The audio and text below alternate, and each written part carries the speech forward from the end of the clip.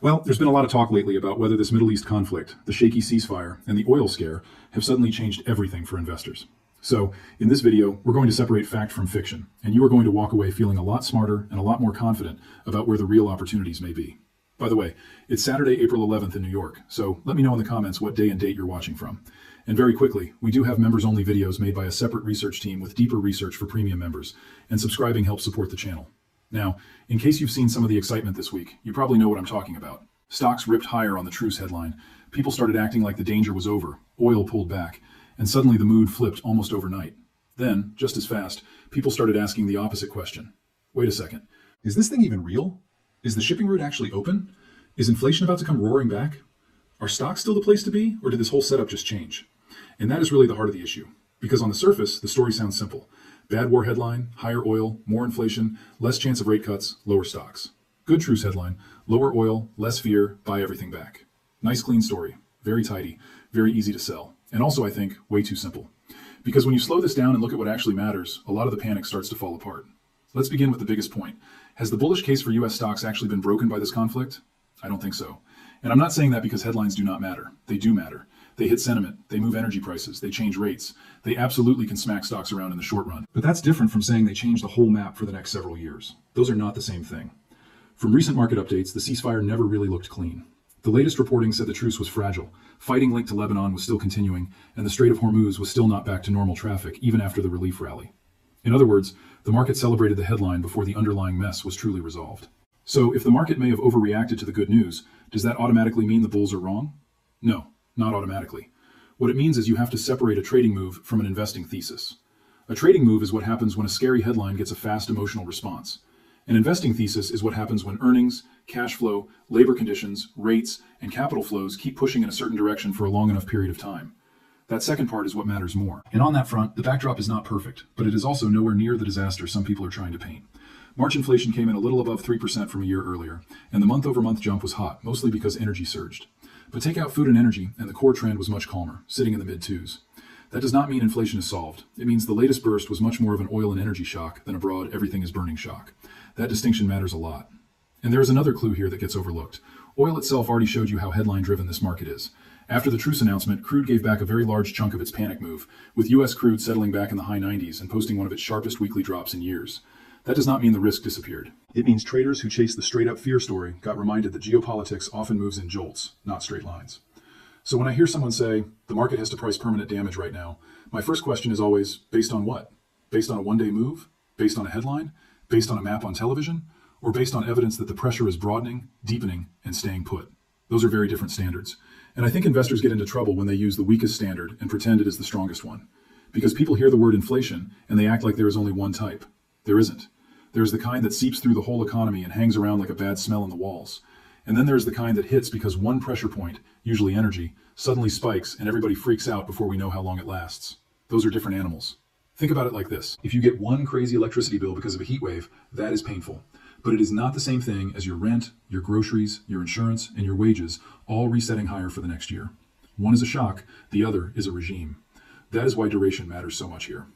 And by the way, the labor market still does not look like a market that is rolling over a cliff. The latest jobs report showed payroll growth just under 200,000 for March, and unemployment stayed in the low fours. That is not some booming fantasy land, but it is stable enough that you cannot honestly call this a broken macro backdrop either. So when someone says higher oil means game over, I think that is way too dramatic. Could higher oil become a real, longer-lasting problem? Of course it could. But for that to happen, you usually need more than a burst of fear. You need persistence. You need follow-through. You need businesses passing costs through more aggressively. You need workers demanding more. You need longer-term inflation expectations to start slipping loose. And right now, we simply do not have enough evidence to say that has happened. In fact, there's another important piece people keep missing. The United States is not sitting in the same position it was in during those older oil shock eras that everyone loves to bring up. The U.S. just set another production record, averaging about 13.5 million barrels a day last year. That does not make America immune to global oil shocks, obviously not. But it does mean the economy is not playing the exact same game it used to. So no, I do not buy the lazy argument that this is automatically some clean replay of the 70s. It isn't. And honestly, one of the biggest mistakes investors make is taking a historical headline and force-fitting it onto a completely different structure. Same scary word, different machine underneath. Now, let's talk rates, because this is where the conversation gets more useful. A lot of people obsess over every sentence from the Fed, every speech, every hint, every maybe, every not yet, and I get it, the Fed matters. But if you want a cleaner, real-time signal for whether the market thinks inflation is becoming a deeper problem, I still think long rates tell you more than the daily chatter does. The 10-year Treasury has been hanging around the low 4% area, roughly a bit above 4.25% in the latest readings. That is elevated enough to matter, but it is not screaming that the bond market believes inflation is fully out of control. If that yield started breaking much higher and staying there, then yes, you would have a stronger argument that something more structural is happening. But we are not there right now. Now, let me add one skeptical note here, because I do want to challenge something that gets repeated too casually. You will hear some people say, forget the Fed completely, just watch the 10-year. I would not go that far. I understand the idea. The bond market is often more honest than the talking points. Fine. But the Fed still shapes liquidity, financial conditions, and risk appetite. So I would not ignore the Fed. I would just refuse to build my whole investing life around guessing every next sentence out of Washington. That is a better way to say it. Watch both. Respect both. Worship neither. Now, if the macro case is not broken, then what about sentiment? Because this is where the story gets interesting. A lot of bearishness has been building for weeks. Earlier readings from the retail sentiment survey showed pessimism above half, which is pretty extreme. But the latest reading actually cooled a bit, with bearishness dropping into the low 40s and neutral sentiment moving higher. So yes, people are still nervous. But the panic is not marching in a straight line, the way some commentators are pretending. And this matters for one big reason. Extreme bearishness can be a contrarian positive. It can. But not every ugly sentiment number is a magic buy signal. Sometimes fear is smart. Sometimes fear is early. Sometimes fear is just fear. So I do not like the lazy version of contrarian investing, where people see one scary survey and instantly act like that alone guarantees a big rally.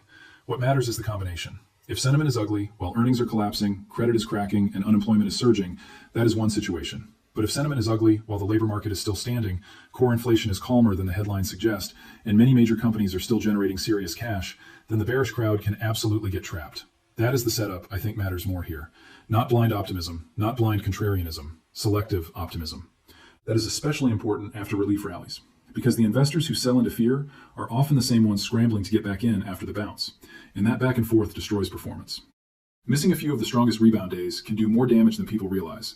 So even if you do not buy every dip, the bigger mistake is usually turning a short-term shock into a permanent exit. That is how good long-term returns get traded away for emotional relief. And remember, even the latest sentiment data tells a more nuanced story than the scary summaries. Yes, fear got elevated. Yes, the crowd leaned bearish. But the newest survey was less extreme than the earlier one making the rounds online. So when someone flashes an older scary number at you, make sure it is actually the latest number before you build a whole market thesis on it. And that takes us to where the real asset winners may be. Because I do not think the answer is buy everything. Actually, I think one of the strongest messages coming out of this whole conversation is that broad brush investing is getting less useful. The market is becoming more selective. The winners are separating from the passengers. And if you keep buying giant baskets just because they feel easy, you may end up owning a lot of dead weight with the good stuff. That is especially true in technology. Now, before anybody hears that and thinks I'm saying tech is finished, that is not what I'm saying at all. I'm saying the old habit of buying the whole theme and assuming everything inside the theme wins together is getting weaker. We saw that in software. Recent reporting showed US software shares getting hit hard again as fresh AI disruption fears came back, and the broader software and services group had fallen by roughly a quarter this year. That is not a normal little wobble. That is the market aggressively repricing who may benefit from AI and who may get squeezed by it. And that is why I would not short the whole group, but I also would not hug the whole group. Those are two very different things. There are still software and platform businesses with real pricing power, real balance sheets, real customer lock-in, and real paths to monetizing AI instead of just paying for it. That is where the attention should go. And by the way, the software pain is forcing a healthier question on investors. Not who says AI the most, but who actually gets paid when AI gets adopted. That is a much better question, because adoption is not the same thing as monetization, and monetization is not the same thing as shareholder return.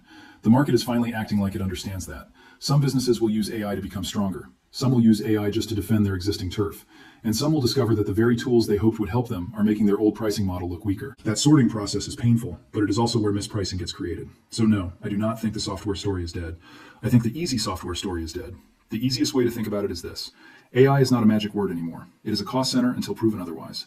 If a company is spending like crazy on data centers, models, chips, and integration, but it still cannot clearly turn that spending into durable revenue, then the market has every right to punish it.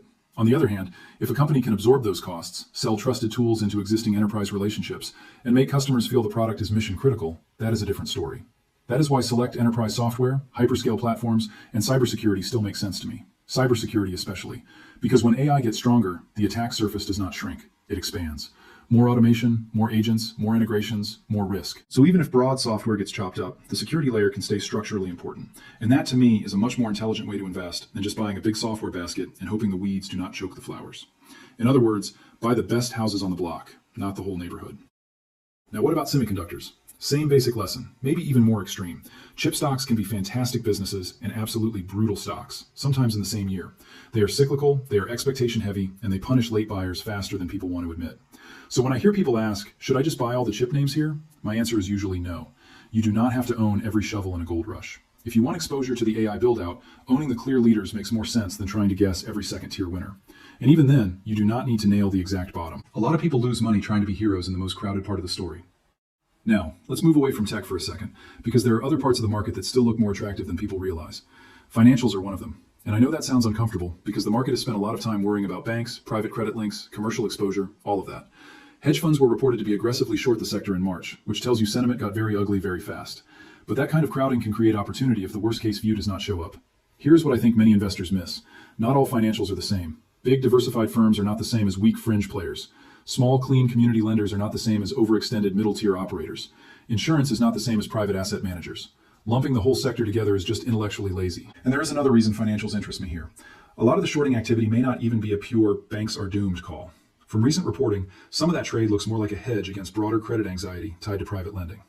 That distinction matters, because a hedge can unwind very differently from a conviction short. If the fear dominoes do not fall, those positions can become fuel for a sharp move the other way. So again, I do not see a clean argument for buying the whole sector blindly, but I do see a decent argument that the blanket negativity has gone further than the facts, and the fresh stress in private credit has added to that confusion. Over the past couple of weeks, we have seen more evidence of withdrawal caps, redemption pressure, and growing scrutiny around private credit exposures. Reuters also reported that the Fed has been asking big banks about their links to private credit firms, and Wall Street is now even rolling out a new credit default tool, so investors can hedge or bet against that market more easily. That tells you the anxiety is real. But here is the important distinction. Real anxiety does not automatically mean systemic collapse. People love jumping from there is stress to this is 2008 all over again. That leap is way too fast. The better read, at least right now, is that this looks more like a liquidity problem in a corner of the market than proof that the whole financial system is about to fall apart. Could that change? Sure. If losses widen, funding markets tighten, and bank balance sheets start taking more meaningful hits, then you reassess. But that is not the same as assuming the whole thing is already on fire today.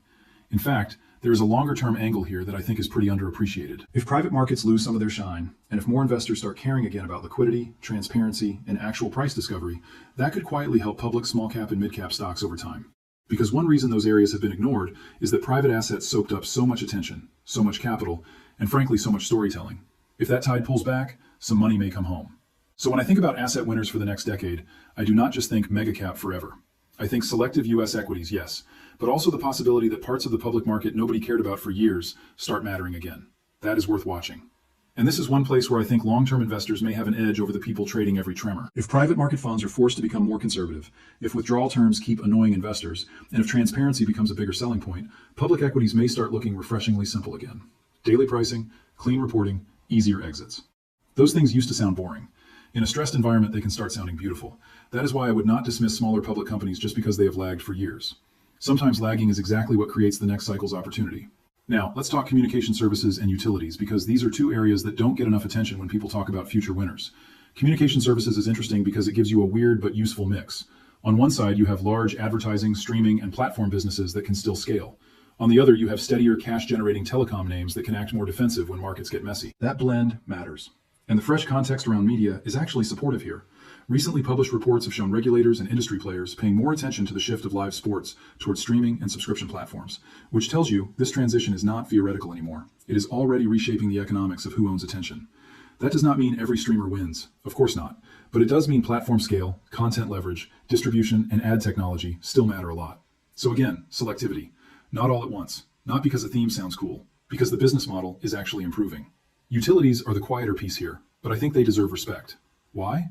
Because when the market gets noisy, a lot of investors suddenly remember they like stable cash flows, regulated structures, and infrastructure exposure. And if power demand keeps rising over time because of data centers, electrification, and network upgrades, then utilities are not just a hiding place. In some cases, they become part of the growth plumbing. Boring can work, and discipline tends to age well. Now, before we move to metals, I want to pause on one very simple point. A bullish view on U.S. stocks does not mean blind faith in every index-heavy trade. Actually, the stronger the bull market gets, the more important stock picking becomes. Because in the early phase, liquidity can lift almost everything. In the later phase, quality starts charging rent. That is where I think we are getting pushed. And if you are successful, share your success story in the comments so others can stay motivated. Now, metals. This is where a lot of people get emotional, so let's keep it clean. Silver and gold have both had wild runs, wild pullbacks, and a lot of people have become mentally attached to them. That is usually where mistakes begin. When an asset stops being part of your portfolio and starts becoming part of your identity, you are in dangerous territory. The latest silver price has been back in the mid-70s after that huge earlier spike, and gold has also had moments where it did not behave like the perfect crisis trade people expected. In fact, during this recent conflict, gold's move was not some flawless, straight-line statement that panic was taking over everything. Silver, meanwhile, kept showing why it can be both a metal and a roller coaster. So would I rush back into silver just because it pulled back from crazy highs? No, I would not. Not because silver has no future. It obviously does. It has industrial demand. It has monetary appeal. It can move violently when the setup lines up.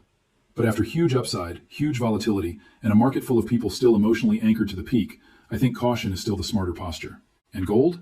Same basic idea. Respect it? Yes. Worship it? No. One of the more interesting alternatives to me remains copper, and that is not a random switch. Copper sits closer to the real industrial build-out story. Grids, transmission, electrification, defense, manufacturing, and yes, AI infrastructure too. Earlier this year, Reuters reported projections that AI and defense trends could push copper demand materially higher over the long run, even as supply strains remain a real issue. That does not guarantee a straight line higher, but it does give copper a cleaner use case than a lot of investors realize. And that gets to a deeper point. When you are trying to figure out which assets may win the next decade, you do not just want scarcity stories. You want utility stories. You want assets connected to actual systems that the economy has to keep expanding. That is why copper is easier for me to understand here than making precious metals the center of the whole portfolio. Could precious metals still do well? Sure. Should they be your personality? Probably not. Now, let's bring all of this together, because by this point the answer is starting to get pretty clear. If you ask me what assets have the best shot at winning over the next decade from this whole discussion, I would put selective U.S. equities near the top of the list. Not because nothing can go wrong. Not because geopolitics is fake, not because inflation is gone, but because the U.S. market still has depth, earnings power, liquidity, and sector diversity that most other places simply do not have. Inside that, I would lean toward communication platforms with real monetization, stronger financial franchises rather than weak generic exposure, useful utilities with capital spending runways, and selective software and cybersecurity names that can actually turn AI into cash instead of just cost. I would be careful with broad passive baskets in the most crowded tech segments. I would be even more careful with emotional precious metal chasing. And I would keep an eye on copper and eventually on smaller public companies if private market excess keeps unwinding. That, to me, is the more intelligent answer. Not one magic ticker, not one panic hedge, not one doomsday bet, a layered view. That is what serious investing usually looks like. Less drama, more patience. Less chasing, more filtering. Less trying to guess every headline, more trying to own businesses and assets that can survive bad headlines and still compound when the noise clears. That sounds simple, but simple is not the same thing as easy for most people. Now, there is one more point from the interview that is worth touching before we close, and it is about the 3 new exchange-traded funds that were launched around these ideas. To me, those launches matter less as product marketing and more as a signal of how the broader strategy is being packaged. One fund leans more tactical, one leans more toward dividend growth, and one is more of an opportunities bucket across North America. That tells you the message is not one trade fixes everything. The message is that even within a bullish framework, investors still want different tools for different jobs. Recent exchange reporting confirmed that those 3 funds were launched this month. A disciplined bull can still care about income. A disciplined bull can still care about volatility. A disciplined bull can still care about regional mix, quality, and risk management. Those things are not bearish. They are just adult investing. So if you have been feeling pulled in 2 directions lately, one side yelling that war changes everything forever, the other side yelling to buy every dip without thinking, I think the better answer sits right in the middle. Respect the shock. Measure the duration. Watch rates. Watch earnings. Do not mistake a relief rally for world peace. And do not mistake a scary headline for the end of a longer bull case either. That is the balance. And that is also why I think the biggest mistake right now would be making huge emotional portfolio changes because of a story that still is not fully settled. The latest peace talks are happening under low expectations. The shipping route issue is not fully resolved, and energy markets are still reacting to every headline. This is not a clean all clear. But it is also not proof that every bullish asset thesis just died overnight. That is why process matters so much, because process keeps you from selling good assets into bad emotion, and it also keeps you from buying bad assets into temporary excitement. One more question for you. Which do you think has the better long-run setup from here? Selective U.S. stocks or copper? And here's another one. Do you think fear in the market right now is giving us opportunity, or is it warning us about something bigger still ahead? Let me know in the comments. And if this breakdown helped you see the bigger picture more clearly, subscribe. The information in this video is here to help you think, not to tell you what to buy or sell. Please treat it as education, do your own homework, and make decisions that fit your own risk, your own timeline, and your own money.